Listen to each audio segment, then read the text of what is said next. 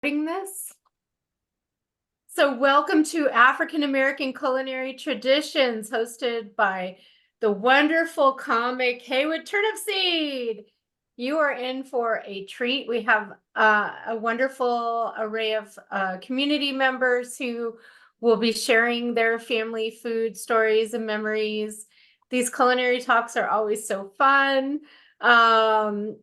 And we do about 8 different ones throughout the year now because it just keeps growing, and we're doing them annually. And we try to invite back people who have not participated in the past. So before we get started, I just wanted to say Happy Black History Month. And in our own Silver Spring Town Center tradition, we have a rich lineup of programs and events celebrating Black History Month with tonight's event. And tomorrow we have Paulette Richards presenting. She's an author of, can you tell us the title of your book again? Object Performance of the Black Atlantic. And she's going to do a talk tomorrow evening this time on Zoom. And then Friday, we have our Around the World Bazaar with Freed performing at 5:15 at the Civic Building. That's female reenactors of distinction, and they do a wonderful, wonderful job. And then next Wednesday, we have a talk on Frederick Douglass as part of our Sparkle program at 2 o'clock Wednesday. And then finally, we have on Friday, February 16th, poet Brenda Bunting is hosting Black Voices Through Poetry at 7 on Zoom. I mentioned our bazaar. I hope you can come. It's a very eclectic, multicultural event. It's this Friday with 2 performance areas at the Silver Spring Civic Building. We have a Bollywood wedding dance, Afro-Latin carnival, dance party. We have a comedy show, and yours truly, Haywood Turnipseed, is in that. All the better with Haywood. We also have Kasha Patel headlining with other events. We have Orfea, Bulgarian choral music, and we have hands-on art activities and a Bengali tribute to Rabindranath Tagore, as well as a Lunar New Year lion dance event, kicking it off at 5 p.m. this Friday at the Silver Spring Civic Building.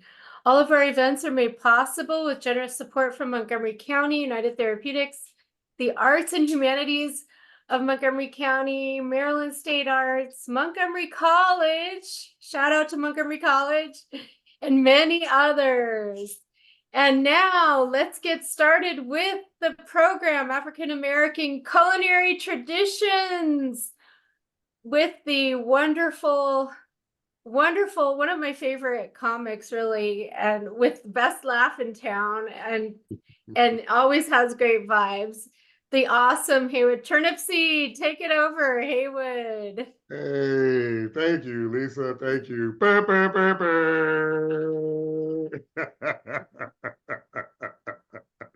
Hey, how's it going, family? Welcome to the show. Thank you, Silver Spring, for having us.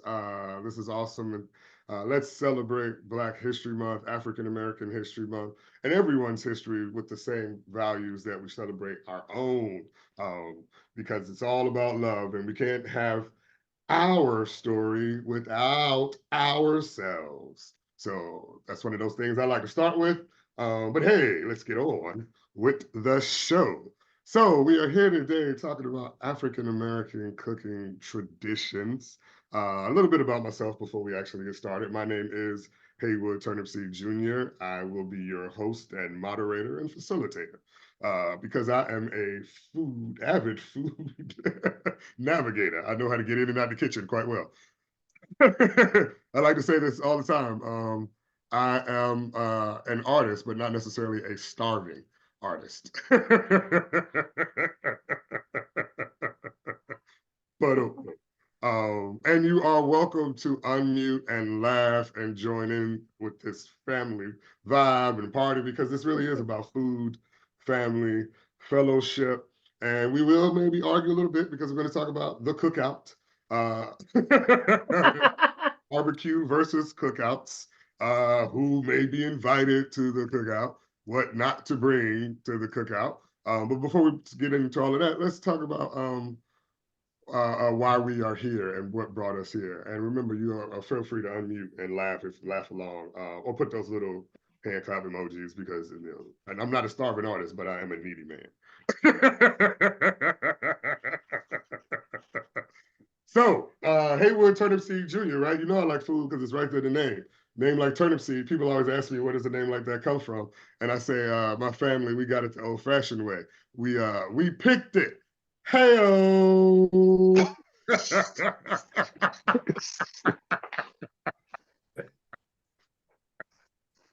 I know, right? It shouldn't be funny, but it is. And why is it? Let's talk about it, right? We are here in America, Africans in America.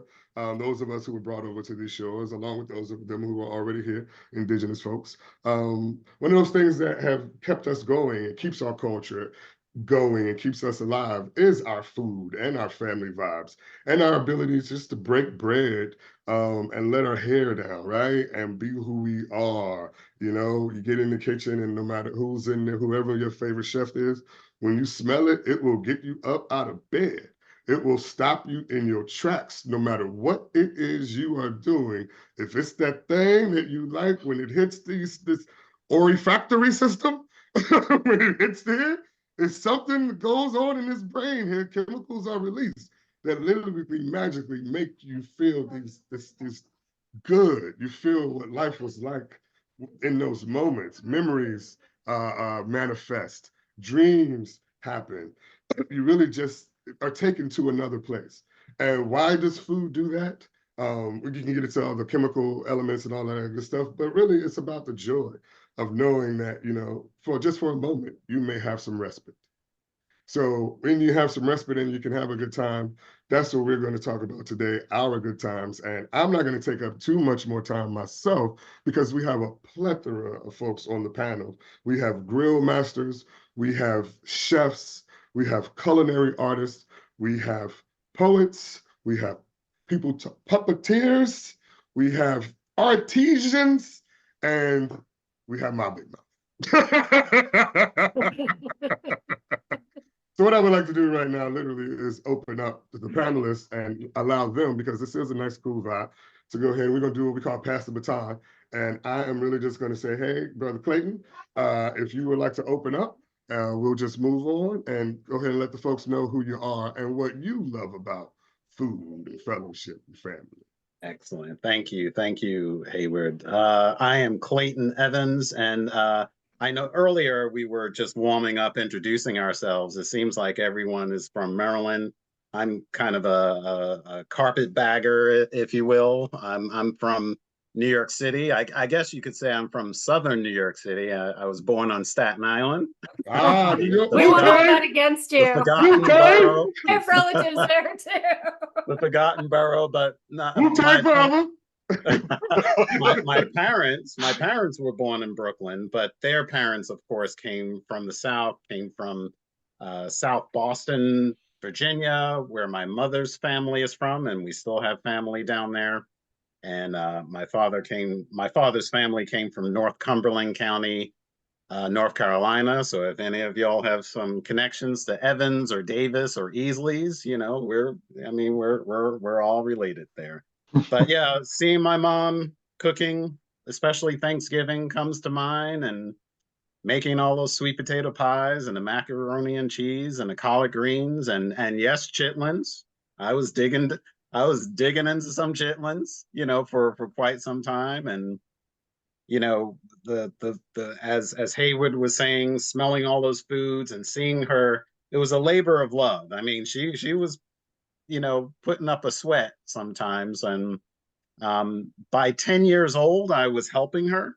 She put me to KP duty, peeling the potatoes and stuff like that. But eventually she let me put some seasoning in here and there. And I know none of my sisters are on this call, so I would say that really it's me and two of my other brothers who are the better cooks in the family. Of course, if any of my sisters were on this call, I would deny it and not say that. But Smart yeah, man, smart man. you know, I'm sure we'll get into it, but yeah, Southern cooking runs through my family, and it's what I have the pleasure of making for my family now. That's awesome. Yeah. That's awesome. Should I pass the baton, or you want to? Oh, whomever would like to go next. We go just like when we're at the kitchen, just like we're at the table. Okay. So don't everybody speak at once. My name is Kevin Sutton. I'm actually from Richmond, Virginia. I've been living in DC for the past 20 so years. And since you shared a story about the cooking, I started being in the kitchen with my grandmother because I was always in trouble out of the 12 grandkids. So I always had to sit in the kitchen with her, and she's always cooking for everyone. So I learned by watching her being in there, and it wasn't about measurements. It was all about the ancestors. And I guess they led her because she wouldn't know what a measuring cup or a spoon is. And you know, I pretty much picked up a lot of her cooking and with the Southern style, and I'm the only one in the family that can replicate her sweet potato pie because no one else was around to see that part. Mm. Mm. And Yeah, that's right. so through that time, eating all that food, my body pretty much collected it, and it Speak, brother. made me get a little bigger than I expected it to be in life, you know, which prompted me to change my eating habits over to being a vegan. And well, I didn't even call it being a vegan then. It was I didn't eat meat. So, but then all the extra terms, you know, you start hearing the different terms of what you are later on. So I did subscribe to the veganism. What it was, that's, you know, that's it. That's what's up. That's what's up. Thank you, brother Kevin.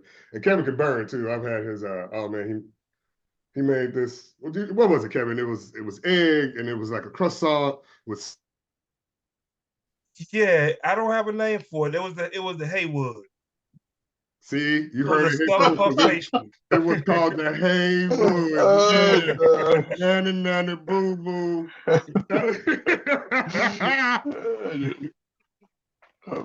Thank you, brother Kevin. Thank you. Thank you. Who would like to go next? I guess I'll go next. My name is Olu Seun, but everyone knows me as Big O. We were talking off air. I am one of the hosts for the Incredible in the Black podcast. It is a podcast dedicated to covering the current events and social issues going on in the Black world, but covering it all from the perspective of three men who have also seen their fair share of adding pounds on over the years. I am actually an immigrant. The son of immigrants, came to this country when I was 4 years old. So learning about African American culture and cuisine has been and I don't want to sound like it's something weird, right? But it has been a journey for me, right? Looking at the differences and the similarities and being able to enjoy those differences and similarities have been incredible. Peanut soup. Yes, well, you know, don't do that. That's another country that we're not going to talk about because that's in the jollof battles, and we'll get into the jollof battles later on in the show. But yeah, I think Haywood was saying it initially before we even got on. I think one of my favorite parts about food, besides the fulfilling nature of food, right? That warm feeling that you get once you've eaten and you're full, you're satisfied, is also the memories that are associated with it. And I think all of us at one point or another can say that they've had a meal, maybe in their adult age, that without realizing it, without anticipating it, has taken them back to a moment in their childhood where they felt safe, where they felt comfortable, where they felt warm, where they felt wanted. And I think all of us in some capacity is chasing that feeling again every time that we eat. You know what I mean? So You're right. You're right. It's the endorphins that are being released, right? And this is how, you know, when you get into it, it's gluttony, right? And overeating and things, we do it as a comfort quite often sometimes. Even when you work late nights, right? If you're working late nights and trying to stay up midnight, sometimes food is one of the things that you do in order to stay up and stay active and involved because it feels like you're doing something. So. But also, you know, it's like they say in Hawaii, right? You can tell how wealthy a person is by how much shade they provide for their family. So I'm not getting bigger. Thank you, Big O, for sharing. Who would like to go next? Miss Brown, Miss Chan. Yes. When I was growing up, it was just three in my family, my mother, my father, and me. And we had dinner every day together, except Saturday. Saturday was my father's night out by himself. And but every other night we had dinner together and we talked about our day. So dinner was a time to talk. Dinner took an hour every day. And everybody talked about their day, their plans, what they wanted to do. And as we slowly ate and enjoyed my mother's cooking. I never learned to cook because my father didn't want to eat my cooking. I took cooking in junior high school and oh no, he didn't want to eat that. So I never really learned to cook. And but you know, as I got married, someone gave me a Betty Crocker cookbook. Mhm. And so that's what I learned to cook, Betty Crocker. And if I wanted to cook something really special, I'd make phone calls. And I really I learned, well, we traveled a lot, moved around.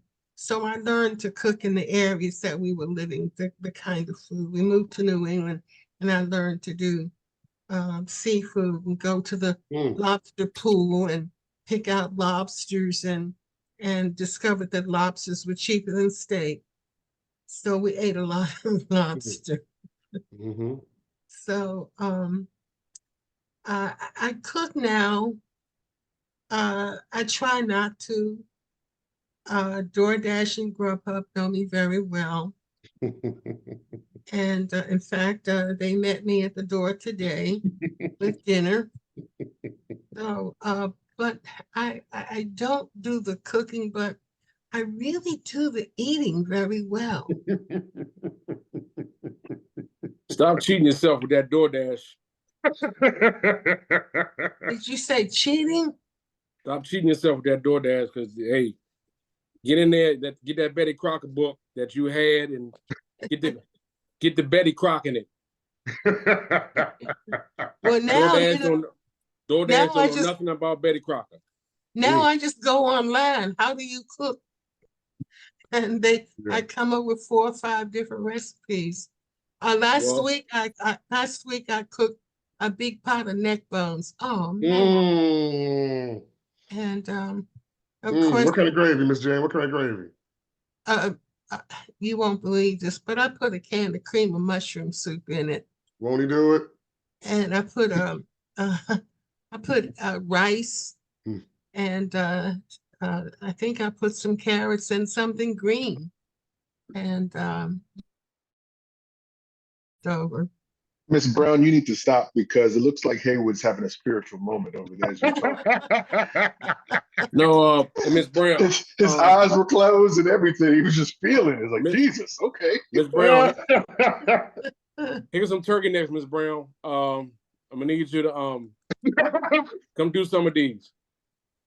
Look, just give me your address. I will send these to you. Oh man, neck bones. Yeah, here you go. I got you covered. Those are smoked. That's the only way I do it. Smoke. Well, let me put this back in the refrigerator because I want my wife to cuss me out with the food on the table. That talker is one of our panelists, Mr. Seun Anthony Hilliard, Big Sean. He is a grill master, in addition to being a podcaster and entrepreneur. Sean, go ahead and talk to the people, tell them the story, sir. They're not ready for that part, man. But yeah, so my name is Sean. Thanks for having me on the panel. where do I begin? I do have a podcast. I'm 1/3 of. It's called Mike's Corner. You can check us out on YouTube, Instagram, Facebook. Check us out. We keep the comments going. We keep the conversation going. So feel free to log in, get in touch with us, send me information. We'll bring you in. But outside of that, I'm just me. You know, I learned how to cook food through YouTube University. So I graduated. I grew up in a single parent family home, and you know, my father was there, but you know, he wasn't there. So mom's cooked, and she, you know, I hear all the stories. Your mother used to burn in the kitchen, this and that, and I'm like, when? Because as she got older, she fell off on the seasoning. So I'm like, you know, I got tired of eating unseasoned spaghetti. You know, she worked at night, so she would leave a plate of chicken, and I got tired of fried chicken. Right. But I learned, I just learned on my own. You know, I've seen my mom cook a lot. I've seen her bake cakes. I used to be that one little boy sitting with his underwear in the kitchen with my fingers in the cake mix. You know, that's my stretch of it as I was young. But as I got older, I started smoking turkeys. The name of my business is Strictly Smoked Barbecue. Strictly Smoked Barbecue. You can catch me on Instagram at strictly_smoke111. But I'm pretty sure Haywood can forward all of y'all my information. But I started smoking turkeys and ribs, and they were good then. I look at my stuff that I do now versus what I did back then. I say, what the hell was you doing? Because what I did back then ain't nothing compared to what I do now. I pretty much mastered my ribs. I've mastered the brisket, baked beans, my greens, mac and cheese. I have a strictly cracked corn that we call it that because you'll get addicted to it. I do smoked turkeys. I mean, I said that, but I do for the holiday season, I do smoked turkeys and hams. I got a double smoked ham that's out of this world. So I've learned how to do it all through YouTube and just paying attention and trial and error. You know, a lot of people don't understand trial and error is the best thing because you got to make some mistakes to learn how to correct it. Because it started off small with just doing it. You know, if it wasn't for a supervisor of mine and my sister, my wife, and my niece saying, well, you need to do something with this, you know, I took their advice, and second year going into it legally with my LLC, you know, is pretty good. You know, it's you know, I can't stop the train, but like after I get off this meeting, I gotta cook something for somebody for my job now. So it keeps moving. You know, I mean, my specialty is my ribs and brisket right now, but the greens is a die for. The mac and cheese is good, but mac and cheese is good, but I ain't gonna lie to you. I want to tweak something else, but it's good, but I'm just looking for something else.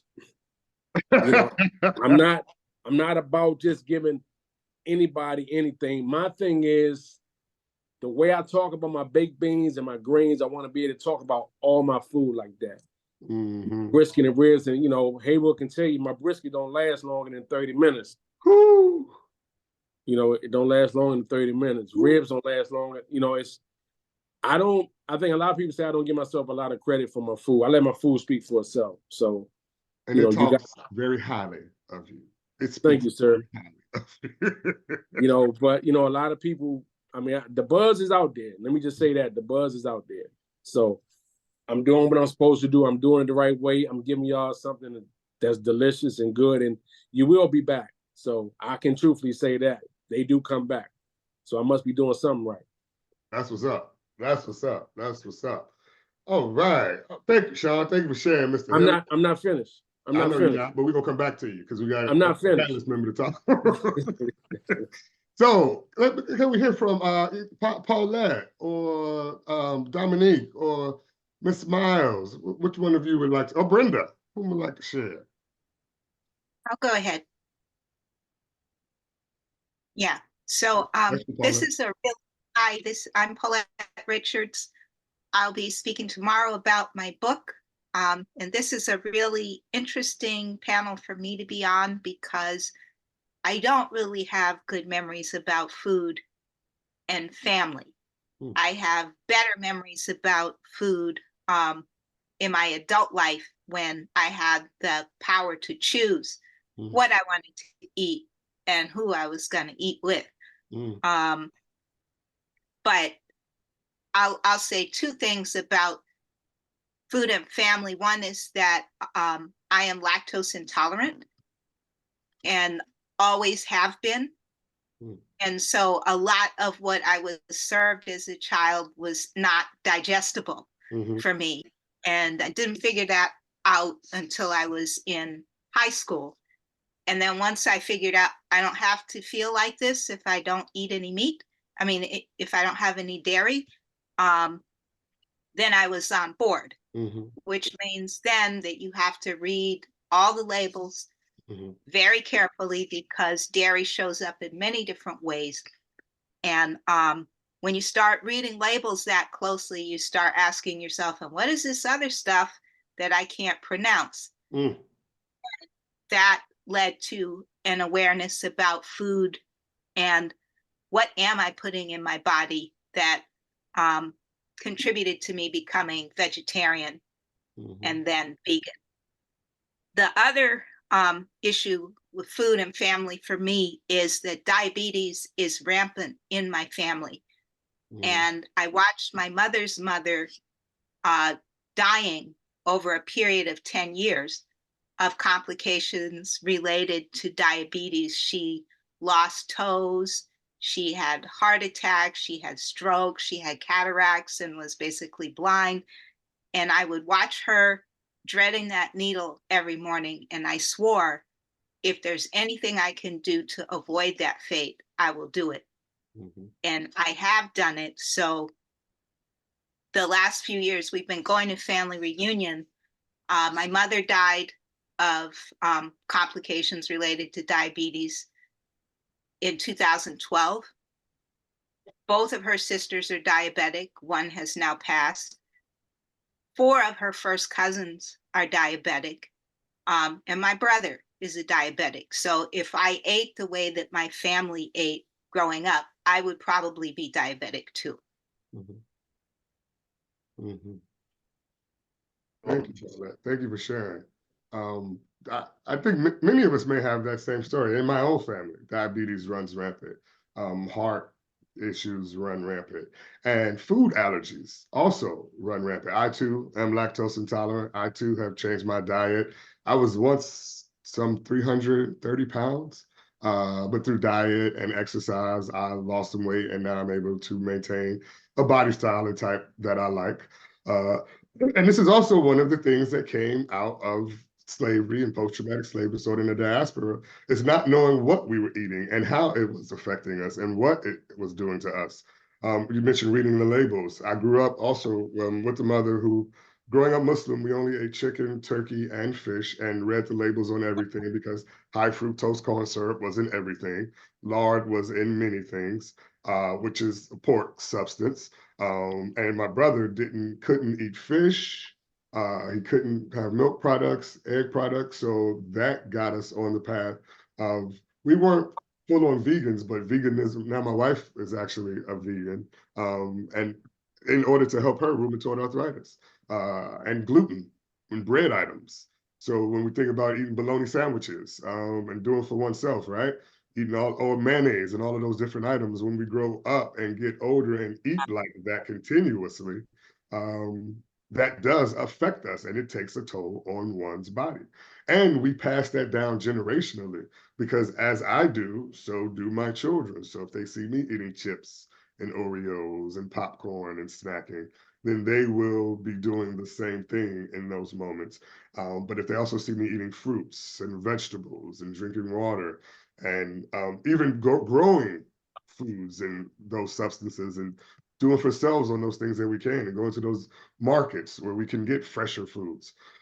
All of those things help in sustainability. So it's we live in this era now where this is becoming a part of the norm. But when we were growing up in the 80s, it wasn't. And we were looked at as outsiders. Rastafarians or those Black folks that did those things that other people didn't do because we didn't eat pork. So I say that to say, thank you for sharing that story, but it's also mindful for us to know that when we talk about African American cooking traditions and traditions in general, African Americans, people in general, are not monolithic, but it looked as so during certain movements so that we could move forward. And in that, it become this block of stuff. And Black folks come in many different shapes and sizes. I have many different stories to tell. And we're going to let somebody else tell theirs right now. So whom would like to go next? I can go next. Hey, Brenda. Hey. So, of course, You got a poem. I know you got a poem. You know I do.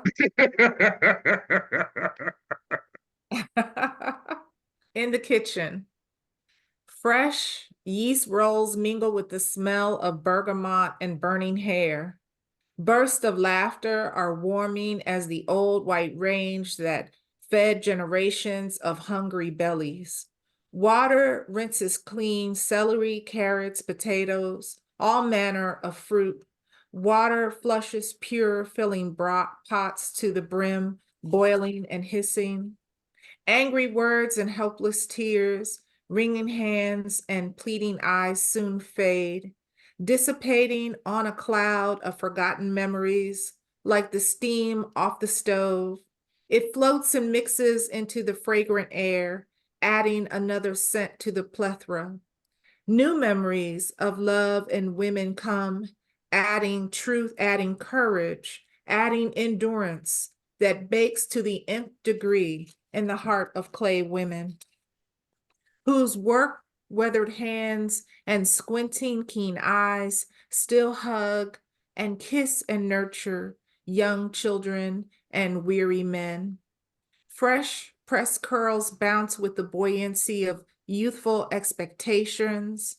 Girl brown eyes wait and receive the oohs and the ahs from mamas and aunties and cousins. They give basis and strength to the fledgling image, soon to be challenged by the darker side of life. Shared cups of tea and cold lemonade, exchange knowing glances, and whispered secrets circulate like the refreshing wind.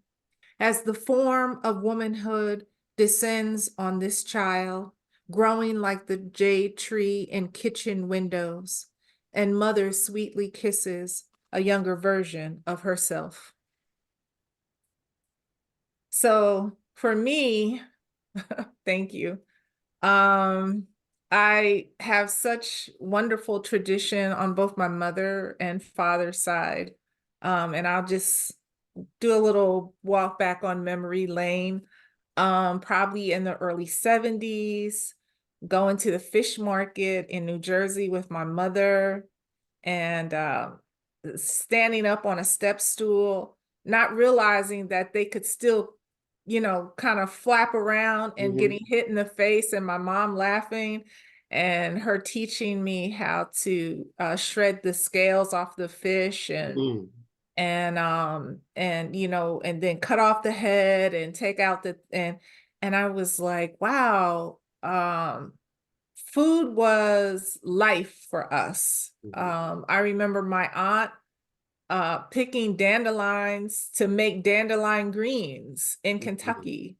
And I remember big pans of fresh yeast rolls that my mother would make, and we would go over the aunt's house, and all of my aunts had a specialty dish. Like Aunt Bernice had the best, she could outmake, I'm sorry, any Italian. She had the best lasagna. And in the back in Red Bank, New Jersey, all of these women came from Kentucky on my mother's side. She had an old-fashioned churner, and we would take turns churning. And to this day, I've never had any ice cream better than that vanilla ice cream. On the back hardwood mesh that they had in the backyard, we would sit there churning that ice cream. And then Uncle Bill had a mean dog chained to the doghouse. and the dog would be barking and lunging at us. So we would be turning the ice cream, while the dog was barking, because we were like, we're gonna get some of that ice cream. We don't care. We didn't care. And then we would go to Granddad's house in New York. He lived in Syracuse, New York at the time. And he would get up early in the morning and he would put on a thin t-shirt and he would go out and he would start barbecuing. And by 4 o'clock, we were ready to lose our minds from that watering smell. You could pick the barbecue up and it would just fall off the bone. And I've never had these memories. I've never had such wonderful memories or better food that I had back in the 70s. And I remember when I was 12, we drove from New Jersey to Arkansas. This is my dad's side of the family. And I met my father's people there, and they still had the farm. And I was born in Washington State. I grew up in Neptune, New Jersey, so I didn't know anything about Arkansas or a farm. And so my two cousins, Edith and Edgar, kind of like adopted me. Like, come on, cousin Brenda, we gotta go to bed. And I'm like, it's like 8 o'clock, but it was dark. So when it was dark, you went to bed. And then they woke me up at 4 o'clock in the morning. I'm like, what are you doing? And they're like, we got to get up and do chores. So that's the first time I ever saw literally people. They went around, they knew what they were doing. They milked the cow and we had warm milk. I was like, oh, this is so nasty. But it was what they did, and fresh farm eggs, which were absolutely delicious.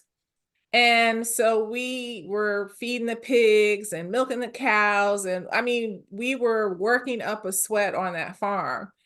And I was like, wow, we did a whole lot of stuff before the sun practically came up. And I guess maybe we had been out there about 2 hours. We came in the house and Aunt Edith on the table had pork chops, rice, eggs, sausage, bacon, anything that you could think of, orange juice, and they ate like that because they worked like that. We're sedentary now, right? We're not an agrarian community hardly anymore. Most people have an office job and they're sitting. So the way that we eat, we've adopted that for our lifestyles. But when you're on that farm all day long and you're doing all that manual labor, you have to eat. We don't have to eat like that now. But for me, those memories, I treasure them. Every time I think of an aunt, I associate it with a meal, It was like something that so fabulous that they, made, that was just unique and special to them. My mother had, on my mother's side, my grandmother was one of 17 children. And on my dad's side, his father was one of 21.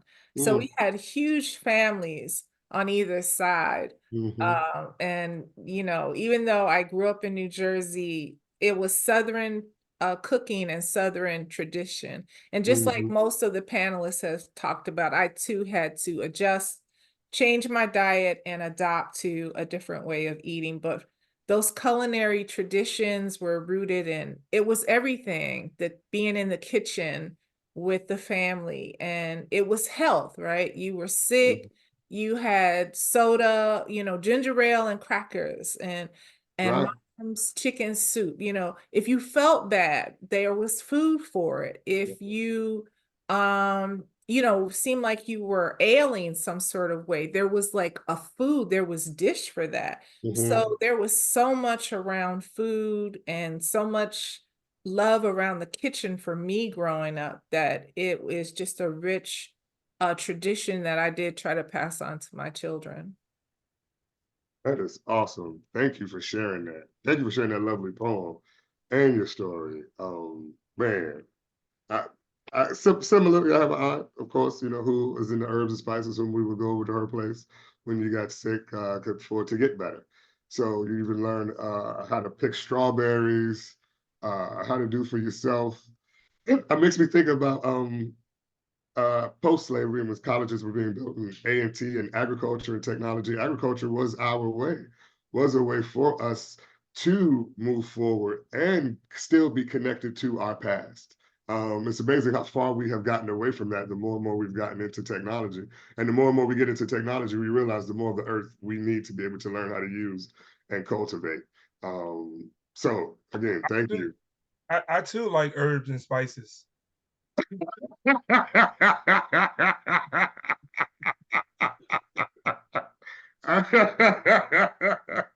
Don't we all? Don't we all? Pumpkin lattes for everybody.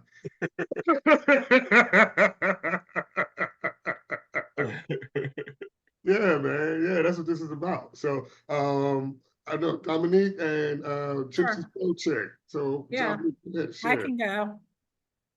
I can go. Yes, ma'am. I am not an avid cook, but I have been the beneficiary of a lot of good cooking. I have very warm memories growing up, mainly from my mom's mom and her cooking. My grandmother was well known for her culinary skills. Family came to her home on a regular basis just to get food because she always had it ready and prepared to serve. She truly created food with her heart and soul, and you could taste it. And those memories stay within me forever. Just good, warm memories from her food. She too, like Brenda, I mean, her food was, she learned from her mother down in Emporia, Virginia. And when it came to breakfast for her grandchildren, we got to pick whatever we want, but it was, if one person wants links, they got links. If the other person wanted sausage patties, they got patties. If one person wanted crepes, they got crepes. The other got the regular pancakes. The orange juice was on the table. And the way that she just said everything, it was as if she was sitting at for a formal dinner party. She would set everything formally for her grandchildren when we spent the night. And she just fixed all kinds of food, from filet mignon to crab imperial. She, of course, the fried chicken she knew how to do, with peach cobbler. Everything that I cannot eat today, she made. And so she also passed the tradition of us convening every Sunday at her home for dinner, and passed that on to my mom, who has us every Sunday for dinner. My mother does not cook like my grandmother did in terms of the fattening, a lot of fattening type food. She's put a healthier spin on it, but her food is good too, nonetheless. And, again, I will just continue to carry on the warmth that I feel when I talk about my grandmother and what she gave to us in terms of communing together over good food and good conversation. Thank you, Dominique, for sharing that. Peach cobbler you're talking about, that is probably my favorite dessert. It probably is. Oh, my great grandmother used to make it so good. That pound cake and dump cake that I got at one of the panelists' place. Dump cake is those desserts. There's a peach cobbler place factory on Massachusetts Avenue in DC that makes peach cobblers with like different types of infusion, honey apples and strawberries, sweet potatoes. We'll go there after this. Try it out. But yes, thank you so much. So Gypsy Soul Chick, are you still with us, Kia?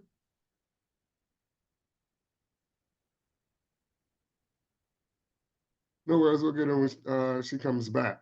So, talking to all of our panelists and everybody in the chat, I'm going to ask a few questions, just throw out a few things about foods that we may like, may love, and if you eat them, you can chime in, and if you don't, pretend you do and chime in anyway.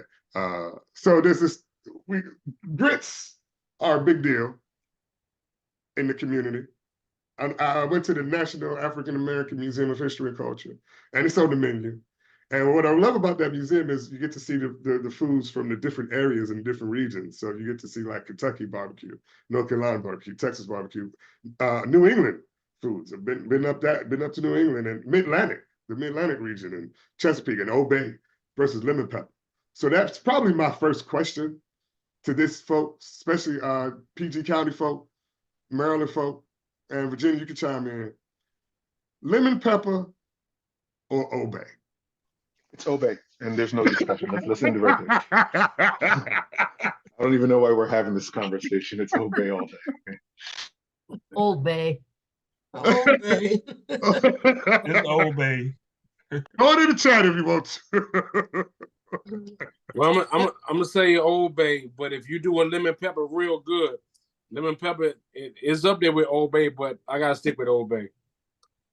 Oh man, I hear you, because that lemon pepper fish, oh Lord of mercy, Lord of mercy. And there's a place up the street from me that does, these lemon pepper wings.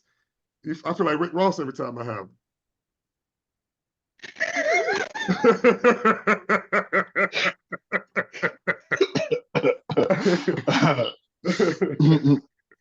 So I do have another question. Because this is about healthy debate and happy debate. On your grits, because I talked about chicken just now. On your grits, salt or sugar? Salt. I do both. No sugar. You said no sugar? No sugar. No sugar. Yeah, No no sugar. sugar. Mary, that's right, Mary. No sugar. No sugar. No I ain't sugar. doing no sugar or salt. The most I may do is put pepper on mine. But if my wife cook it, I don't know what she put in there, but I know she put rosemary in there. And with Nice that rosemary, I ain't going nowhere else. Are we putting cheese in the grits? Oh yeah, we can do that too. Oh yeah, yes indeed. Cheese eggs? Yep, cheese eggs. Mix them in there. Scrambled with cheese, even if it's egg whites. Nah. Nah. I'm gonna say that I am Cheese not. days are over. You say your cheese days are over? Yeah. Oh man, that's Yeah. unfortunate. Yeah, I can't do the cheese anymore. Unfortunately. I'm with you. I think that's why I can't, because I used to so heavy in my 20s.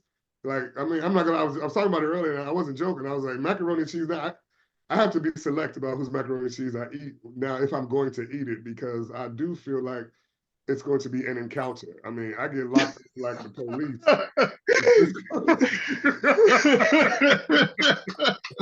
I don't know who's gonna win that fight that night. You know what's funny? I was an adult before I even knew that this was a debate, to be very honest with you, because growing up, as an African kid, we didn't really eat grits like that in the household. And it wasn't until I met being in the community and you get friends that they invite you over and you eat grits for breakfast or whatever. And everyone that I had encountered was always salt and pepper on grits, and maybe you might add cheese every once in a while. So it wasn't until I got out of the military that I heard somebody like, "Oh, are you going to put sugar on your grits?" I was like, I didn't even know that was allowed in the community. I thought it was just salt and pepper. I thought it was just salt and pepper. We just left it at that. The sugar, okay, this is a whole new experience. And I still haven't even to this day, I still have not had sugar on grits. Growing up in Southeast DC, you cannot do nothing but salt and pepper. But like I said, I do pepper. If you even touch the sugar to put in your grits, you're getting cussed out because it's sugar for the Kool-Aid. Thank you. It is not allowed. It is not allowed. Do not touch that sugar. So one of our panelists is back. So I want to allow her the floor to tell us her story. I've eaten over her house with her family They sustained me during my 20s and 30s. What really hit me to mid-Atlantic food and what how to eat crabs, because I wasn't one. I was not one. But please welcome to the stage the Gypsy Soul Chick herself, Miss KD Myles. Can you talk to the people, tell them who you are, what's going on? Good evening, everybody. My name is KD Myles. My background, my family, my dad's family's from Florida, Northern Florida, up in the Panhandle. My mom is Low Country, South Carolina. So they migrated here, and I'm first generation PG County. But it was through, and I went to school. So we always were sent to grandma's house in Low Country or grandma's house in Florida. And so my orientation to what food represented as a family kind of evolved. My dad's family in Florida, they're poor. So food was, we fished, like you had to earn your meals. And I have so many stories about fishing, and then like if you don't catch anything, you don't eat. Which was very different from how my mother's side, their orientation to food. So when I started realizing that, okay, it's very seafood based, just being from the mid-Atlantic and Florida and Low Country, South Carolina, I've been able to reach back. And I found that a lot of muscle memory comes out of the sea for me. And that's kind of your notation, like, yeah, because I eat crabs. I eat from the sea. And people were like, yeah, because I have allergies. And it's funny because everyone's talking about how they've had to change their diet. I have lupus. So, and it is, my body has changed, my diet has changed, and everybody's like, what if you become allergic to seafood? I'm like, I don't know what I would do. I absolutely don't know what I would do. Like, I'd be looking around like, oh my God, what do we want to do here? And I like cheese too, but but I'm lactose intolerant. I should not like cheese as much as I do. But I've been able to reach back and use food for me as a barometer to learn more about my heritage. So I went back and I went to Charleston this year. I have, still cousins on the Sea Islands, and I've used food now as a way to learn more about myself, learn more about my family, because while we were always cooked, like my mom, where is it? The Green Book, we had a bed and breakfast that's in the Green Book. So we've always been a cooking family. We've always been a safe space for food. But they didn't talk about it much. They didn't talk. We didn't have like a food vocabulary. It was kind of like you show up, you eat. My aunts, you 5 o'clock, 5 p.m. You show up, you eat. You show up later than 5, you're not gonna get a seat at the table. And it was just that simple. But they didn't have a vocabulary around it. And so in my adulthood, I've kind of reached back and I've started talking to some of the elders and talking to my mom around food. And like we all have autoimmune issues, which I found. And I'm like, well, why didn't we talk about this? Why is this a pattern? Why have we allowed it to continue and nobody's talking about it? So it's I'm the disruptor. I'm like, hold on. We're eating this, Mhm. but it's not good for us. Mhm. We're eating this and we find comfort around it, but it's not good for us. Mhm. Like all of us have the same issues. So what can we do about this? This is killing us. And I'm not gonna let y'all kill me. Even my decisions, like I eat seafood every day of the week. And now I have to be like, no, I give myself one day, one cheat day. But the rest of it, I can't do that because this is not healthy for us. So it is starting that conversation in families where our food has been a comfort, but also a detriment. Mhm. And I think that's very, very important for the next generation. So my child sees me, she knows what I love, but I also tell her, I'm about to sit down and eat this cheese for dinner, but this cheese is not good, right? Like, this is not something that I should do. I don't want you to do it. Mhm. And so me going back and talking to the family and going back to where we came from and talking about why we ate what we ate.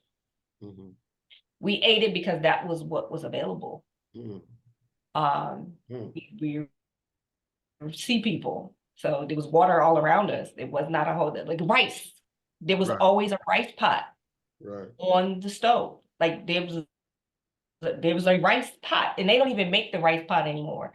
Right. And I went Right. looking for the rice pot in Charleston this summer. And I'm like, they don't sell it anymore? And they're like, no, they don't sell them. They have rice cookers. And I'm like, no, we need a rice pot. And so I looked for it, and they're like, they don't sell them anymore. And I'm like, but there was always a rice pot on the stove. So we always had rice. And it was like, what are you going to have with your rice? Like, Right. so just those conversations, because they were so ingrained, being able to talk, that's like this panel is wonderful because being able to talk about it and saying it's okay to make different decisions. It's okay to love how you grew up and love your cheese and love your seafood and also acknowledge that it might not be that great.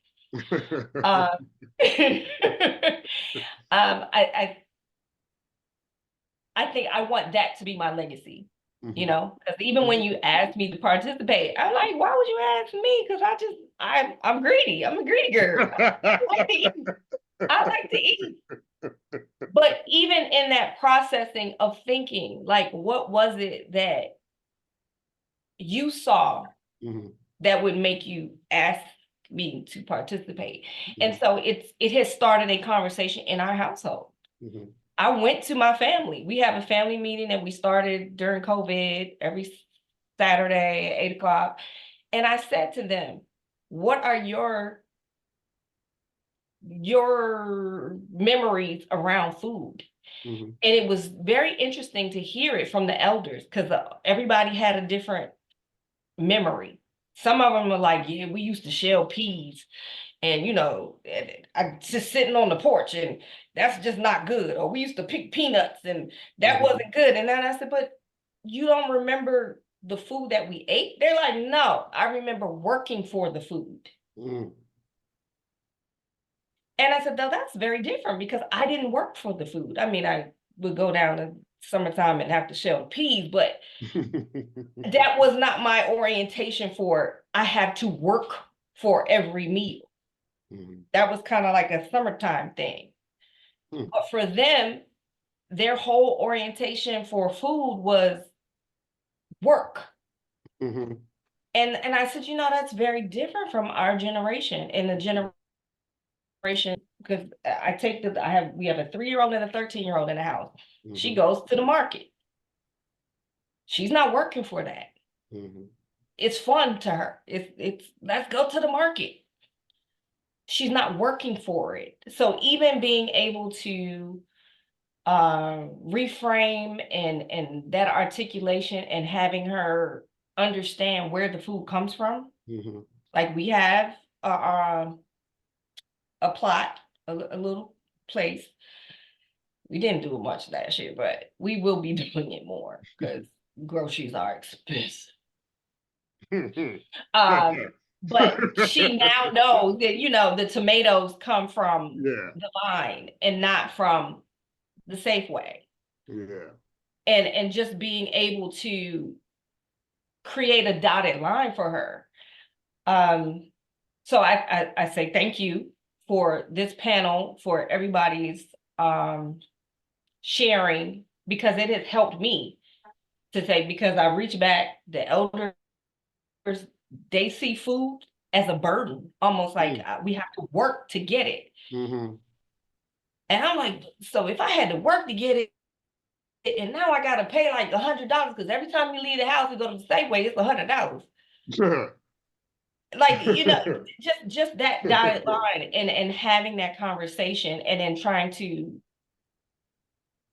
figure out a good way to teach the next generation that. Because my child, she just thinks that DoorDash is, and I'm like, it's gonna be $60. I can go to the store and I can make a meal.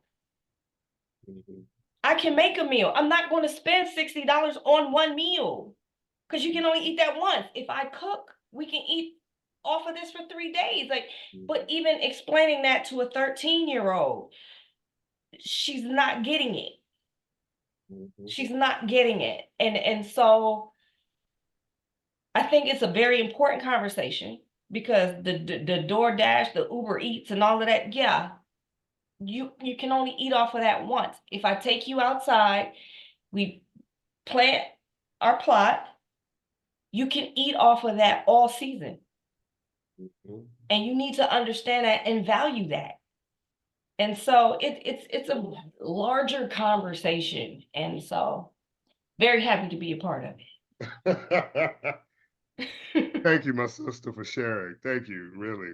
That's exactly why I invited you and asked Lisa to invite you, because I knew it would be that. Kevin, I saw that you had your hand raised while Kia was talking. So did you have a question for her? Yeah, I wanted to piggyback on that when she's speaking about working for food, you know, having to work for it. When I going back to growing up with my grandmother, her and her best friend, we used to go what they call picking, in which we would go and forage our own food. We would go to a farm. We would go out there out picking collard greens, any type of greens, the corn, apples, fruit. We go into the trees. I've learned, I've had my hands smacked a couple of times picking up the wrong ones, that I know how to pick out the right fruit, what to pick out, you know, and back then it was such a burden for me because I wasn't able to go play with my friends. I'm out here with these old ladies picking fruit and vegetables. But now, in hindsight, when I look at that, I'm so grateful that I had the opportunity to actually learn how to forage my own food, how to grow my own food, because the stores are mad expensive. You know, and it's like you can grow your food from the smallest. You can grow it. You don't have space, you can grow it on a wall. There's going to be a way to figure it out. Save yourself, because it's so expensive out in the world to eat to live, and it's so cheap to kill you. I don't want to say that. It's so cheap to not eat healthy. Right. That it's a gimmick, and people will get onto it because you can eat so much for so little, and it's deep. You know what I'm saying? Like you said, all these things about these ailments in our families that run, except the people in the family. You know, it's like I say on one side of my family, everybody cooks well. And it shows, you know, their size. You know, the other side, like my sister said, everyone in my family had, my Aunt Frida made the best macaroni and cheese. My Aunt Tootie made the best corn pudding. My Aunt Tootie. Then my Aunt Frances made the best so-and-so. So everyone would bring their food collectively together. And that's their soul food, getting back to that soul food. It felt good then because everyone was cooking from their heart, just making sure they're cooking for their family, that what you're creating, you're going to present to everyone, and you get to sit back and watch the smiles on their face when they're eating your creation. There's something about that, you know? Yeah. Well, it's art, it's artistry, right? It's creativity. And then you get to see love I mean, it's one of those things, right? You can't touch music, but you can feel it, Yes. you know? And when it comes to food, you can't, this is as close as we get to touching someone who loves us in ways that we can't, you know, because they get to us from the inside out. Now, what what we're talking about in conjunction with that is what we're eating and how we're eating it. And we live in an age now, in an era now where if we know better, we can actually do better. Community gardens are around. Growing food in your backyard is not frowned upon like it once was sometimes. I grew up with cousins who had farms and had to go there and learn how to, again, pick and plant turnip seeds, kill chickens, watch cows get milked and do that, and then watch them get cut up and become consumed. So I say that to say, learning those different things and and being allowed to spend time with those folks and picking strawberries with my great grandmother, like what you were saying earlier, Kevin, is I'm not spending time with my friends like I want to on a Saturday, but as an adult now, I realize I got to pick strawberries with my great grandmother. Mm-hmm. You know what I mean? So, and this is a woman who ate as a Seventh-day Adventist. So she ate according to the Bible, as it says. So no hoofed animals, no chitlins and stuff like that. But she would cook it for my great grandfather, who was her husband. That's what he wanted to eat. You know, and he lived into his 80s. But again, his ailments started coming on because of how he ate. Yeah. And she lived and progressed into her 90s because of how she lived and how she ate. So, and the thing about it is these things are not new. And fasting and foods and learning, Marcus Garvey talked about this stuff. So when you go back to what Kia was talking about, when she talked about her family having a place in the Green Book, how many of us can remember going on road trips and having someone cook a chicken sandwich for us and packing stuff for us that would be able to be consumed on the go because you couldn't stop anywhere? Yeah. You know what I mean? Go ahead. I think I mean, if we're going to have this conversation, I think we need to start from we need to have this conversation in its proper context, right? At this point, it's really about the accessibility of these things, right? And how, maybe I'm dating myself, maybe it's something that you guys may not remember, but I know when we got to this country, we lived in DC, there was an open market, an open air market in DC, not too far from Florida, around Florida Avenue. They had live chickens, they had vegetables from different farms all over, coming from Virginia and so on. And my mom loved this because it was reminiscent of her being able to go to the market from back home and get these things. I remember traveling with my mother on the weekends in the early 80s, going to Virginia, where there are these smaller farms where we could have goat meat and cow and pig freshly slaughtered and things of that nature. Now you fast forward until the early 90s, and all of a sudden the advent of the food desert becomes a thing, where folks cannot find these more beneficial, these healthy foods, where the only thing that they have to be able to quote unquote buy groceries is the corner store. They're taking out the mom and pop grocery stores.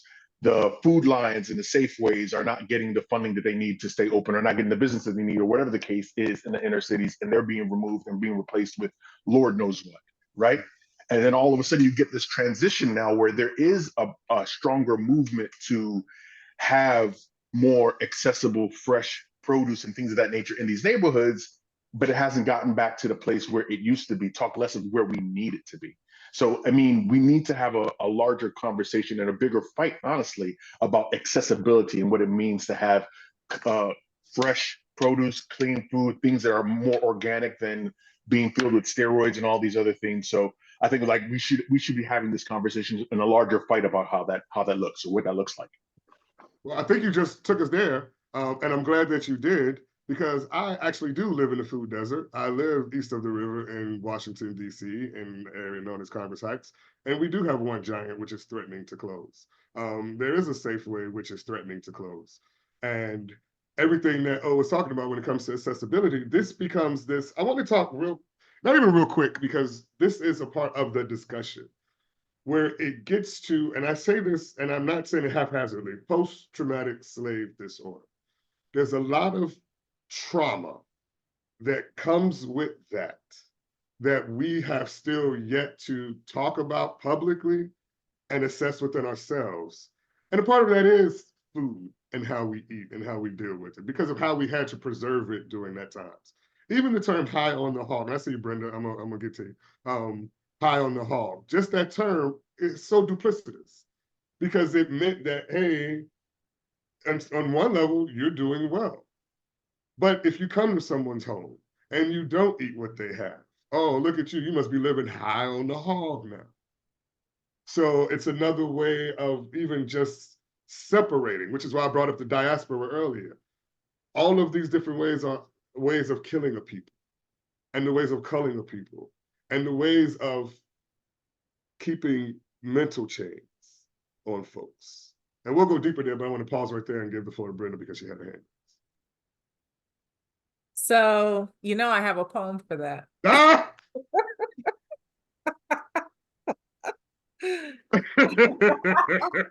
It's called Her Harvest. Mm. I saw her myself everywhere, flat-footed and awkwardly struggling, in overweight and overburden.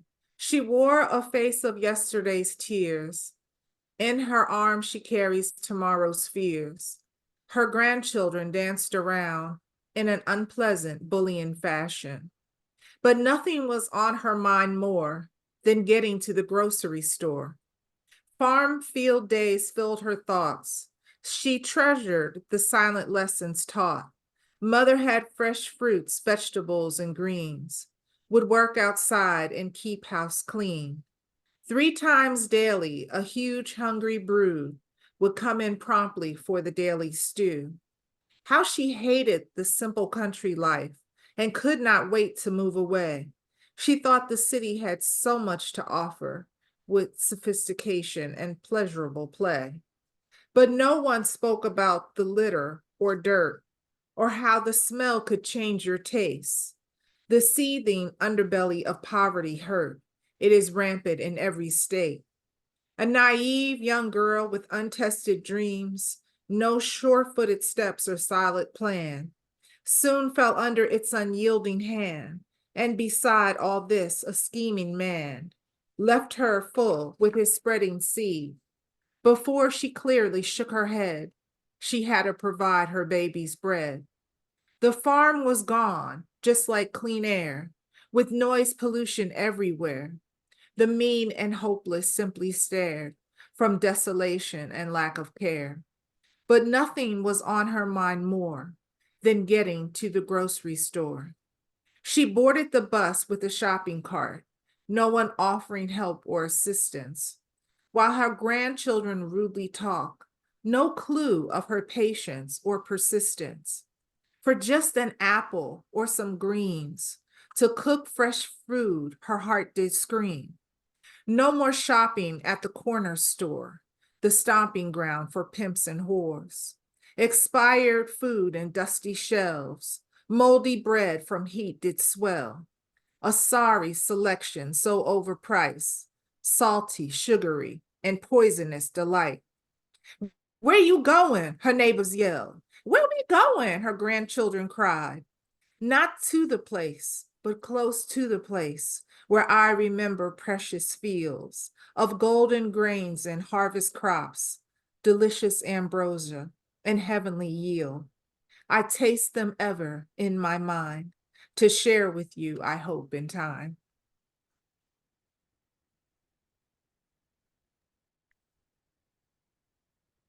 Thank you, Brenda. Thank you. Thank you. Oh, wow. That brings us there. I live in one of those places. You go in some stores and you see dust on the shelves and it's like, ooh, how? Okay. Okay. And then it reminds me of the things that were used against us to hurt us because we knew what we knew post-slavery. We knew how to take care of ourselves. That was one of the times that Black folks thrived during Reconstruction era. And yet and still, because of humanity and white supremacy, the very things that we were using to sustain us literally became the things that were used to continuously mentally enslave us. And right now I want to talk about something like watermelon, this gift of the earth, this thing, and I see you, Norman, I'm gonna get to you. This fruit. Please don't badmouth watermelon. Huh? Go ahead, what you say? I said, please don't badmouth watermelon. Oh, no, okay? no. This is not where we're going with this. Okay, our friendship would end tonight This after is not where we're something going like with this, because this is literally, it's water and a melon. It is by unmute people and tell me what you think about it. I go to every year when they have a watermelon eat contest. And I'm happy to say that my children win that goddamn thing. Like they should. You understand what I'm saying? Like they should. When Black folks, we knew we were doing the work. We were the blacksmiths. We were the planters. We were the cookers. We were the sewers.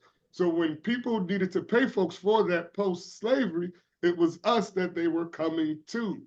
And then when we got high on the hog, white supremacy upped in and said, what you doing with that watermelon? Coon. Other exploitative, because it got to a place where we didn't know that they were doing this at this time just because we were a certain color. And that's what it's all about. Making you feel like you are lesser than. So the things that you eat, the things that you use to do for self, that you use to cultivate. And I go back to our A&T schools, the agriculture and technology schools in the South, the Tuskegees, the FAMUs, the Bowie States, the Alcorns, you know, HBCUs, it's a buzz term now, but it was a necessity. And it was a place where we could come together to learn how to use these things to propel ourselves forward.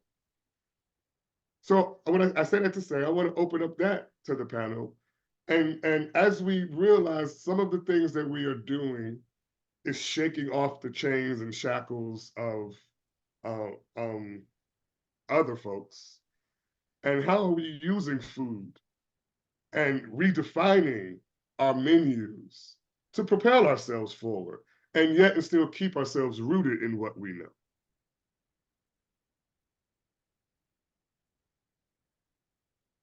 Don't everybody all answer at once? Trying to figure out the way to say it. This is a safe space. How do we maintain our roots through our food while we change and evolving? So yeah, as we change and evolve, right? So we understand there are different ways to cook pork now. I don't have a problem with somebody who wants to eat it. I don't have a problem with somebody who likes chitlins. I really don't. Because there are ways to cook it and there are ways to eat it that don't cause harm to folks. You don't have to put the extra salt in the food. You know, there are salt substitutes. There are air fryers now, right? There are oven fried. There are ways to make foods so that we are no longer destroying our bodies that we really need to sustain.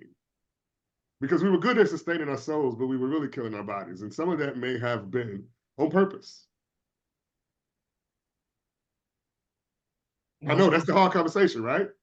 It is. Well, one thing we did was stop cooking our vegetables to death. Leaving it, you know, because cook all the nutrients out of them. All the nutrients out. So I mean, that's one thing. Green, not brown, right? Exactly. How about this? Just putting some color on the plate. That's just it. Adding some color to a meal, you know? Go ahead, I see you.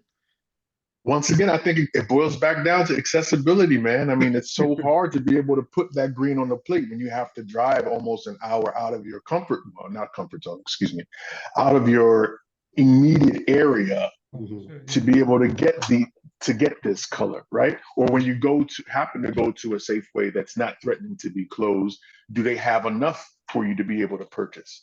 And then on top of that, thinking about, okay, whether they have it, how much does it cost? We're talking about a lot of these issues that inflation be damned at this point. I mean, but some of our folks in the inner city have been battling with the cost of food for a very, very, very long time. So I think we need to figure out a way how we can make that balance, right? I don't know what it is in DC, what it's like in DC. I know in PG County, or well, I'll say Maryland for the most part, there are some places that are designated for you to be able to have well, if you own your home, you can, of course, you can grow crops there. But I know that there are smaller places that you are able to do community gardens and so on.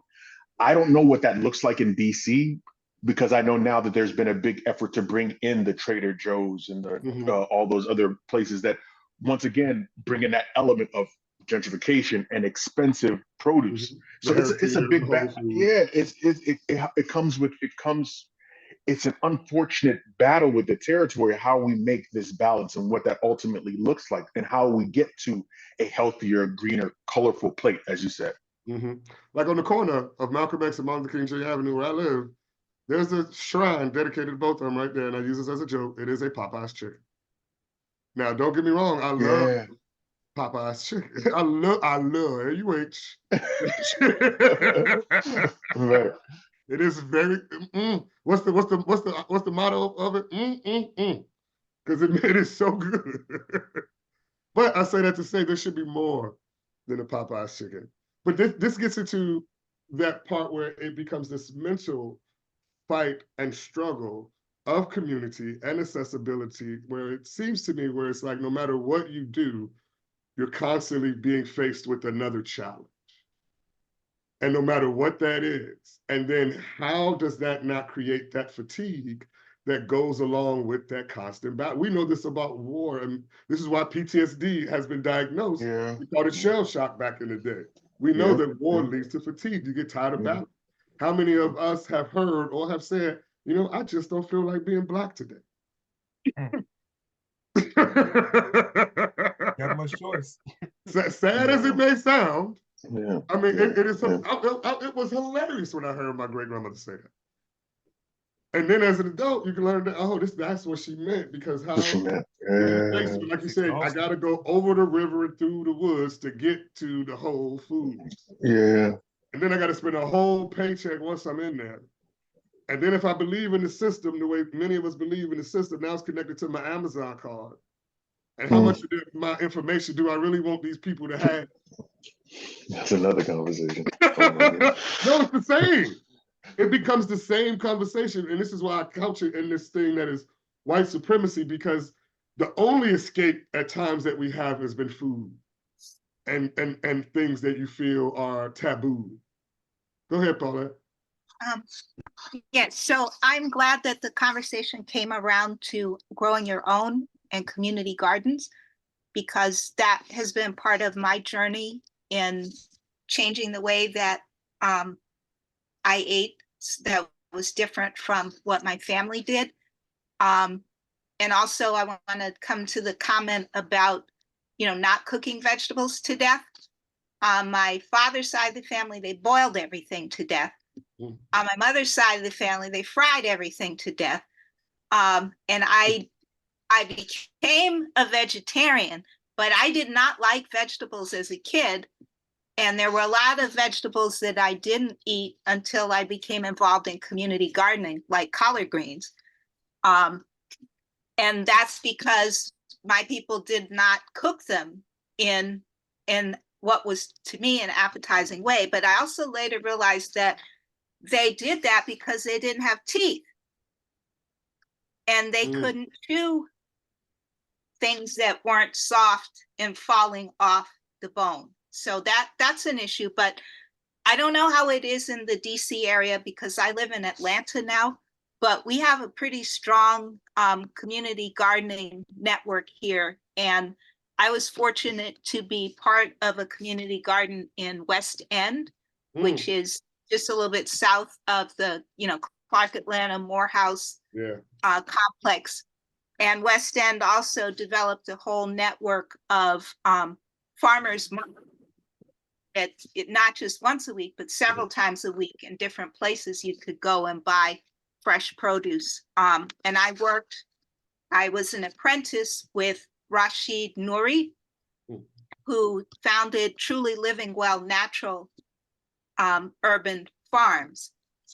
And when we haven't talked as much about food and fellowship, but for me, the fellowship that I didn't find in my family, I found in spaces like that community garden. It was a community supported agriculture. In other words, people would pay a subscription, and then every week they could pick up a box of whatever we had harvested that week. And that the day that we distributed was a really wonderful fellowship moment, because there would be all this glorious food out there and people would come and socialize, and sometimes there'd be music and often very deep intellectual conversations. So that was really healing for me. Thank you, Paulette. Thank you. What did that do for economically for you, for that community?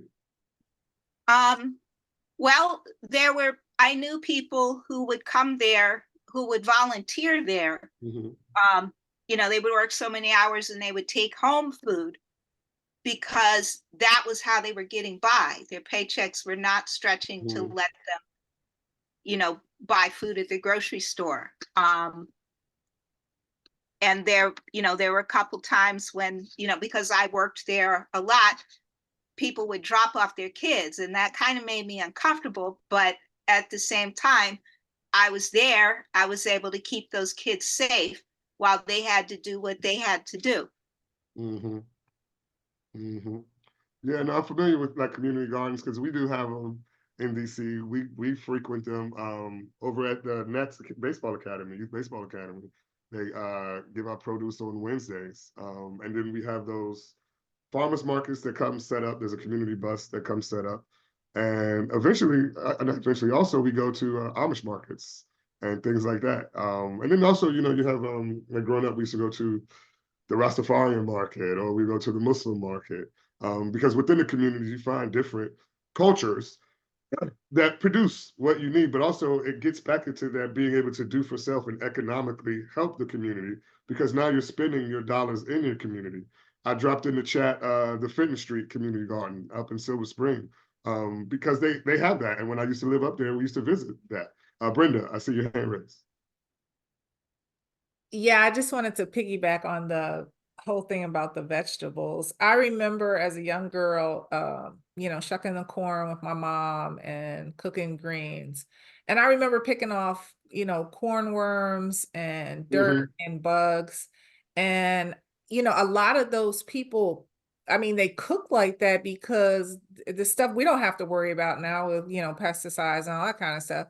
But the food came from the ground and, you know, outside.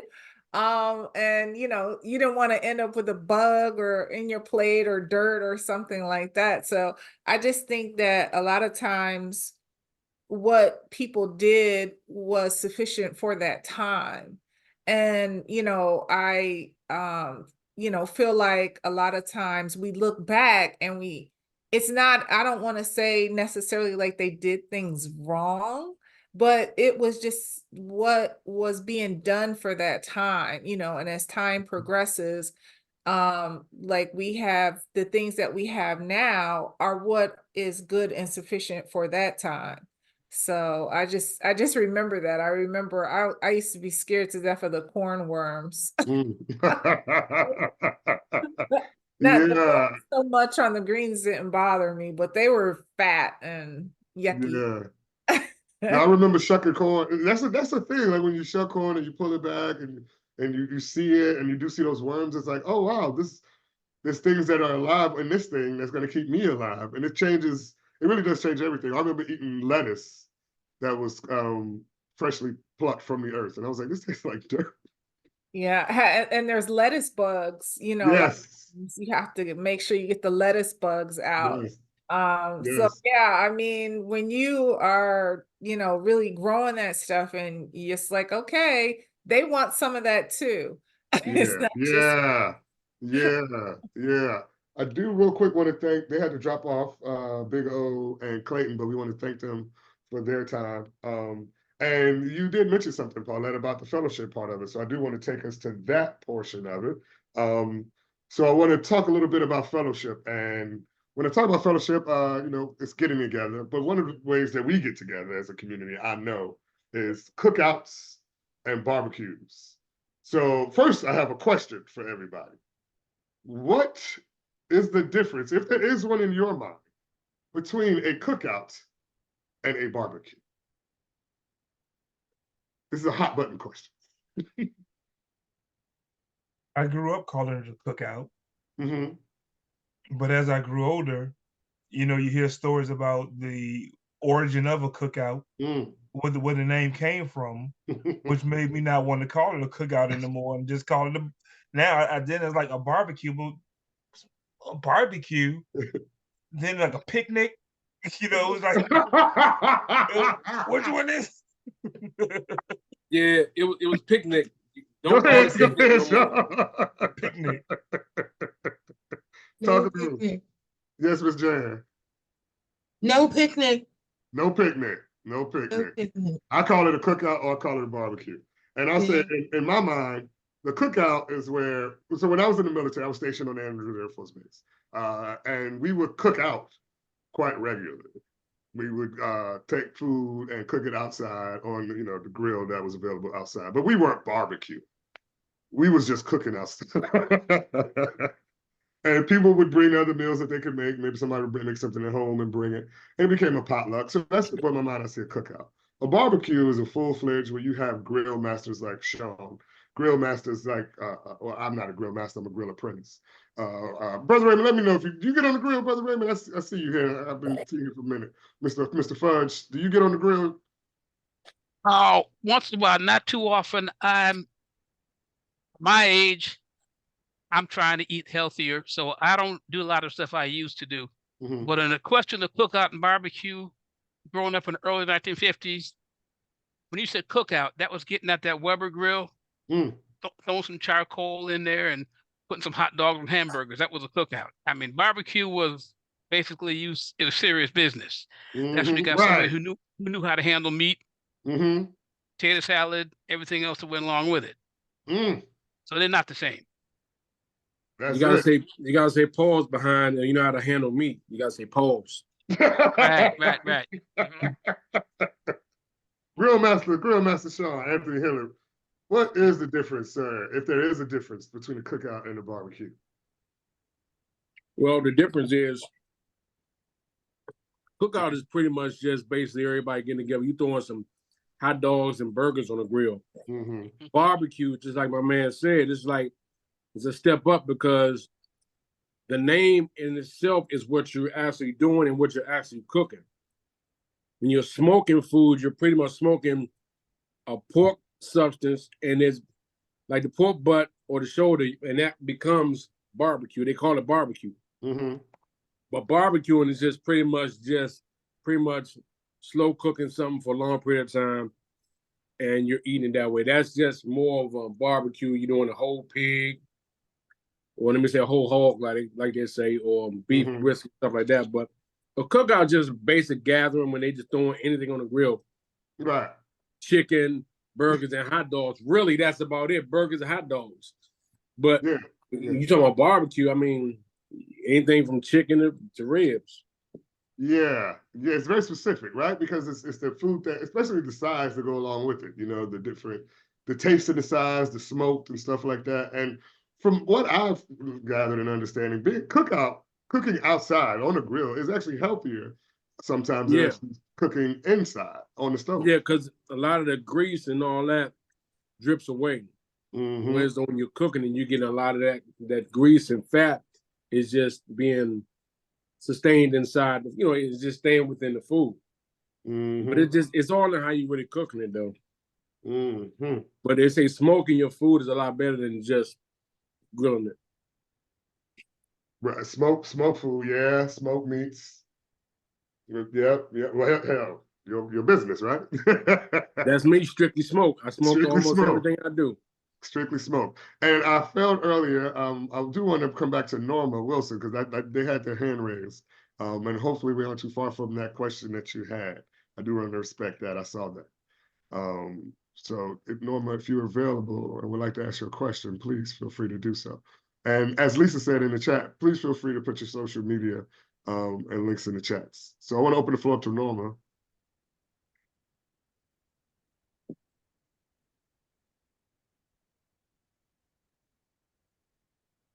Okay, Norma, if you feel like you want to chime in, please do so. But I want to ask one of these questions. Somebody said cookout versus barbecue is probably regional. When I think of, let me read this. When I think of cookout, I think of cooking something over a fire pit at the beach. Anything cooked on a barbecue grill here is a barbecue. It's all good. Thank you, Barb. Thank you. And then Kia said earlier, they are not the same. In my family, a barbecue had a whole hog or cuts of beef. I know that's right. I know that is right. So when we're talking about cookouts, one of the things that we talk about in the African American community, in the Black community, is who is invited to the cookout. This is one of those hot button issues where people get invited, and Lisa has been invited to the cookout. This is how I got invited to talk about the cookout. So, and Auntie Africa, I see you. Thank you for blessing us with your presence today. Appreciate you being here. Appreciate you being here. I want to ask you this: do you partake in the cookout invites to the cookout discussion? Do you partake in who is and who isn't invited to the cookout? Have you seen those discussions? Because you're pretty hip. You talking to me? Yes, ma'am.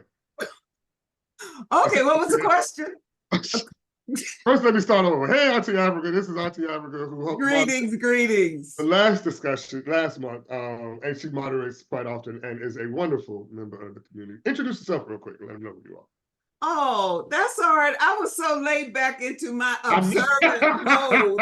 Okay. I'm sitting up here just enjoying the conversation. So that's why I just really I really am not really. What's the question? I'll put you on the spot. I'll put you on the spot. So when we're talking about the cookout, we're talking about who is and who isn't invited to the cookout. And you've heard these discussions and these questions like such and such gets it. Joe Biden gets invited to the cookout. Taylor Swift is not invited to the cookout. I wouldn't invite Joe Biden myself. I don't think any president, sitting or non, should ever be invited to anybody's cookout. I said that's just my personal belief. But we're not talking about personal beliefs. Well, I just did, but anyway. So, the question on the table, in your mind, who would you invite to your cookout? Well, that's interesting because I have two things. One, when you say cookout,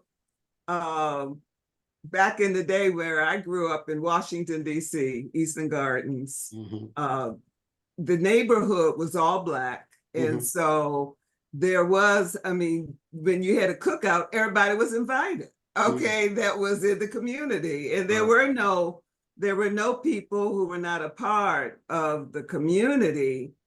It wasn't a question of inviting or not inviting, because folks knew that if the Davises or my family or somebody was having a cookout, it was open to everybody. And I was just thinking about that. But after integration, there became an issue. Okay, you all been talking real talk tonight. After integration, it became an issue, I suppose, for folks to be a little more selective about what was going on. So if it's a community, the people, Black people, as I understand, still have I call chitlin circuit kind of communication. So you know where you belong, and you also know where not to belong, and who's invited and who's not. I was just waiting for somebody to talk about potato salad with raisins in it, but I see nobody has said that. You own it. That's you own it, because I was going to ask that question. What do you not bring to the cookout? Okay, so the difference between a cookout and a barbecue, again, cookout meaning communal, as far as I see it, that it means cookout means that everybody who knows everybody comes together, whereas a barbecue, again, for me, this is very personal. Barbecue seems to be more a family thing or very intimate. So, that's my take on that. Yes, ma'am. Thank you. Thank you for sharing. Thank you for letting me put you on the spot. I knew you was going to have something for us, because that's where I wanted to go. That's exactly where I wanted to go. And a cookout in my opinion, it's a potluck. And a barbecue is a more official version. It's something that you do, maybe a family reunion, you have your barbecue, but a cookout, anybody can really show up, right? Which is why everybody quite often shows up. But then you at the cookout and you got your head down and you're like, who invited the person who brought the potato salad with the raisins in?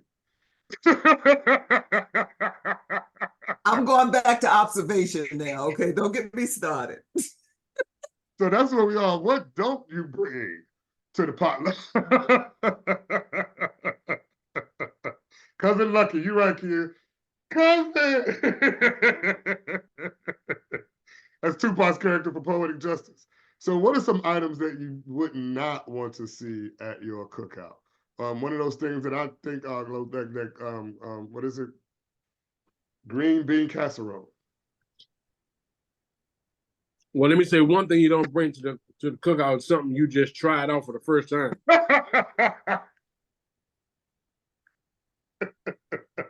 It's your first time trying something and using everybody else as a guinea pig. You say you don't bring nothing you wouldn't want to eat yourself, right? Mm-hmm. Now, is it okay to show up with just napkins and plates? Nope. That's your ministry and you cannot cook. Yes, it is. Thank you. Thank you, Kevin. That's what I thought. If that's who you are, because you're supposed to bring of yourself, right? Well, Yes, hey, wait a minute. So, before everybody get there and before y'all set it up, y'all know who to ask, who to bring what. So you already know who gonna fall in the ice category, the paper towels, the plates. You already know that in the beginning, so you know you're not gonna ask Uncle Bert to bring nothing. Bring the foil, right? Bring the foil. Right. Just bring the ice. We just need a couple bags of ice. Now, if you that cooler person, you really messed up. Just bring the cooler. Bring the cooler. Bring the cooler. And then you have the cooler, one filled with sodas for the children, and then one filled with adult beverages. Yes, right? Because you got to separate those. And that's when you start learning how we interact with one another, right? Because we all interact in these environments, but then we all have our circles. You have elders who come together, youth who come together, and then we all see how we interact and grow. And then the youth eventually become the elders and start doing the same thing. So it's this cycle that we keep going. And it's, we want to add positivity to it and keep the positivity going through it. And let's see, what's some more items? Let me ask another question. Because I was somewhere and they were talking about making plates and whether this was or was not, what's the word? Etiquette. We'll go there. We'll use that fancy word, etiquette. Is it okay? I'm gonna ask Ms. Jan and Dominique, is it okay to make a plate before leaving a family gathering? Yes. She said it straight up, yes. Absolutely. Yeah, I'm bringing my to-go container. Haywood, you should say how many plates. Everybody can make a plate, but how many plates? Can you make a plate for people who did not show up? Can you take your significant other a plate? Only if they got a reason why they couldn't come. A good one. Yeah, only if it's enough food left over. That too. It depends who that person is. I like that, Ms. Jan. I like that because it really does. Some people are unable to make it, and you're gonna take Pawpaw plate. Yeah. But he don't really leave that spot, Right. or she don't really leave that spot, so you're gonna take them one. But Yeah. little cousin It, you was just out hanging out? No, you No. missed No. No, the question is, who makes the first to-go plate? Who is that person? Has to be the first person to make a to-go plate. Probably the person that didn't bring anything ends up getting It's usually a +1 that make the first plate to go. It's a +1. The person that brought somebody that nobody knew. Yep. Kim, what you say? Go ahead, Kim. What'd you say about taking a plate?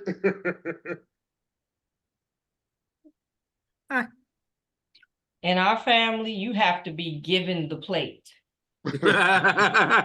You like literally somebody has to give you the plate and say, make a plate for so-and-so, or here you go, take the plate. If you take it upon yourself to get that plate and start, like I said, they still talking about it from 1993, Thanksgiving.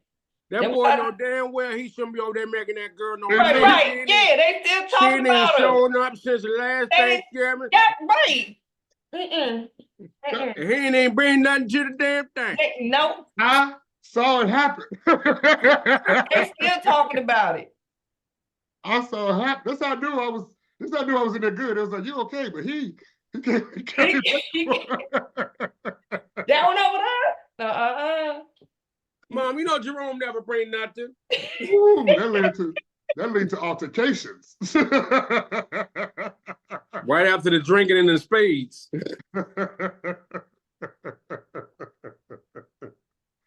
That's it. That's it. You cannot mess with somebody's flow because you can't take that food out the door if it's not supposed to go. But the only thing about it, if it is too much food, then they will ask you, go ahead and take some. It's too much food for us to keep. Yeah. We ain't gonna eat it. And then you wind up wasting the food. Yeah. I love that. I love that when we're able to share in abundance. Because food is one of those things that make me think about scarcity and abundance mindsets, right? Because if I have a scarcity mindset, then there never will be enough. And I will always be looking for more. But if I have an abundant mindset, then there's really more than enough to go around. And that's why I asked that question of you, Paulette, earlier about economics, because food is the way to teach economics to our youth and about how to share and conserve and how to have abundance versus scarcity mindsets and how sometimes less actually means more. So I want to touch on that subject real quick about how do we utilize the tools that we learn in the kitchen. Because this is the place that many of us congregate. Every home has one, whether it's a broken one or whether it's one that's been put together. How do you utilize that space to share life lessons? Yes, Ms. Jan.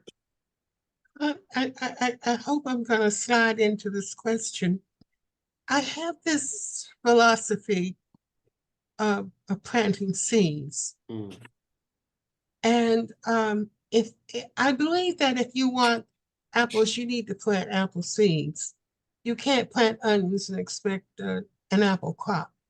And if you want a major apple crop, you got to plant a lot of apple seeds. You can't plant a lot of onions and expect this big apple crop.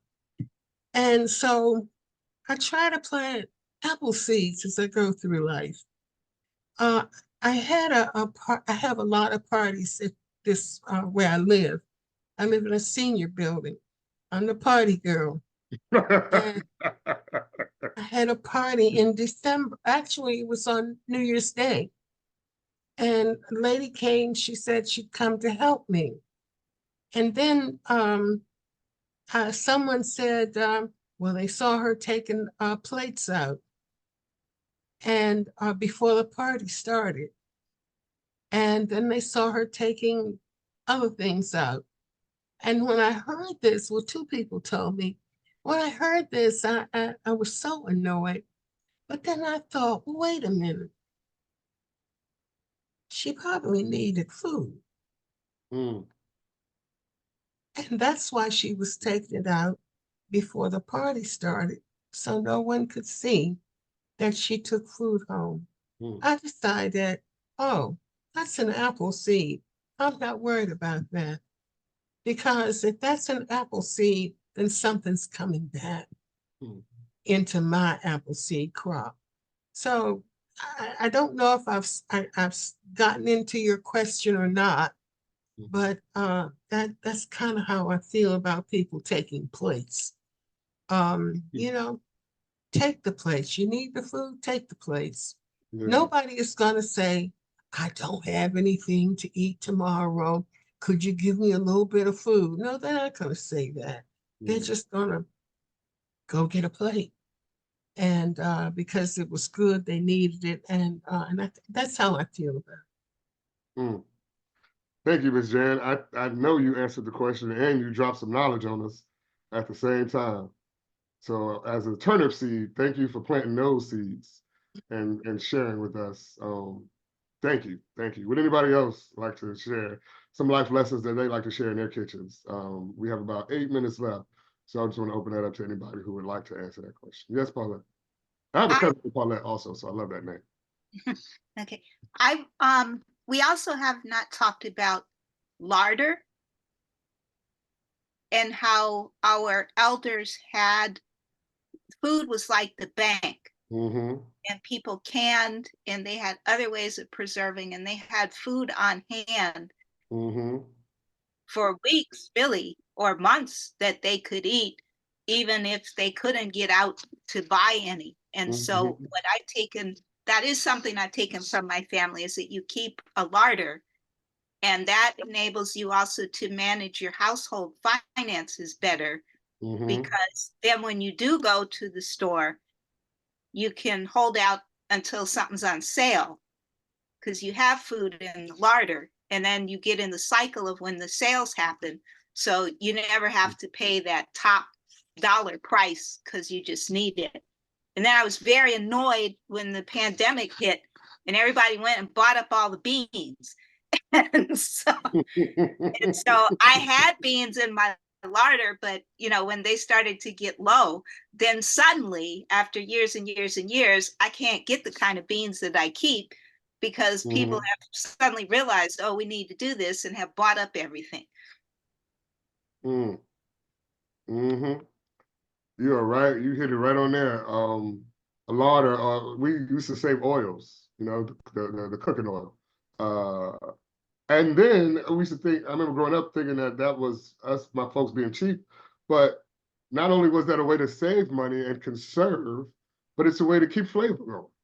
I see Kia and Ken both have their hands up, so we're going to come to Kia, then we're going to go to Ken. Our family is largely based around the kitchen. We have a open door policy, literally. Our door is never locked. People come and go.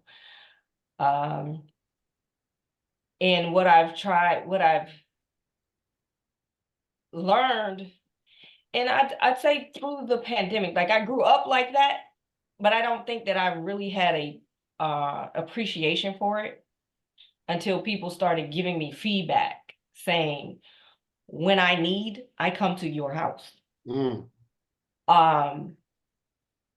And sometimes it's not just food, but that was the basis for that relationship being started. So when they need something else, they still show up. And so I've gained an appreciation for just that open door. And we call our kitchen ground zero, because people literally just come and stand in the kitchen. And I'm like, what do you need?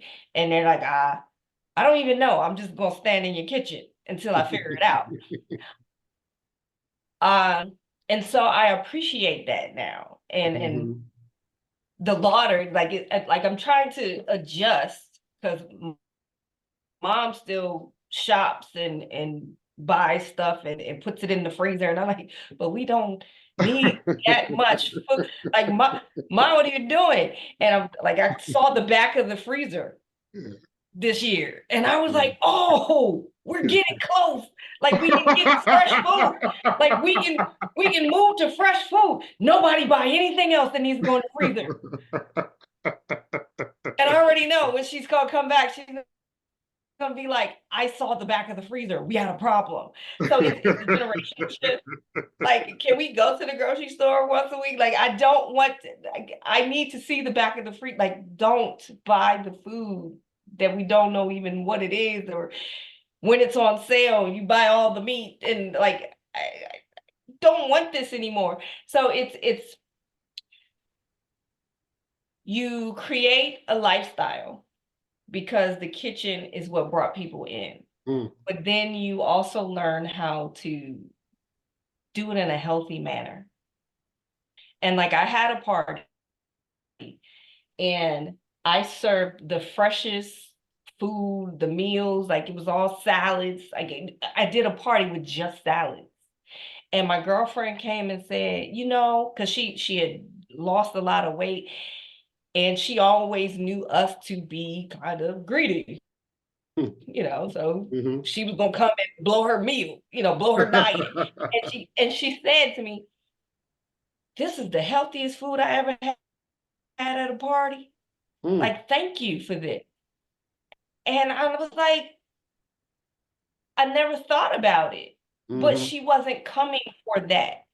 But so she appreciated my effort. So all of that to say, your kitchen can still be ground zero, because I think it's very much of how we socialize in our safe space, in our comforting space, but we can also do it in a healthy way and still invite other people who don't even see it. Because like there's this sweet potato salad that I do that's fresh sweet potatoes that's just shaved and it looks like carrots, and I served it and they were like, what the hell is this? And I was like, it's sweet potato. And they were like, but why does it look like carrots? It's not cooked. And I'm like, yeah, but it's good though, right? You ate it. You ate it. You ate it. And then you asked me what it was. You snuck it in on them. You snuck it in. Yeah, you know, I got it on the radar. Yeah. But so you can nurture that. So yeah. Yeah. How about that? It's one of those things where you say, if you're not careful, you just might learn something. You just might learn something. All right, we are coming up on the 9 o'clock hour, and I do believe we need to get up out of here at that time. Am I right, Lisa? But I do want to say, sorry, yes. I'm going to come to you real quick, Kim, but I want to let everyone know, please drop your information in the chat if you would like to stay in contact with the different members of the panel. I want to thank everybody who was on the panel this evening, Jen and Kia and Paulette and Dominique and Kevin the Fat Vegan and Sean and Brenda and Mr. Rose. George, see you. We want to give a shout out to him. He wound up being sick this evening, so we hope he's doing better. Also, we want to thank, who else is with us? Oh, Clayton and the Big O. And Haywood Turnipseed for hosting. Thank you. Thank you.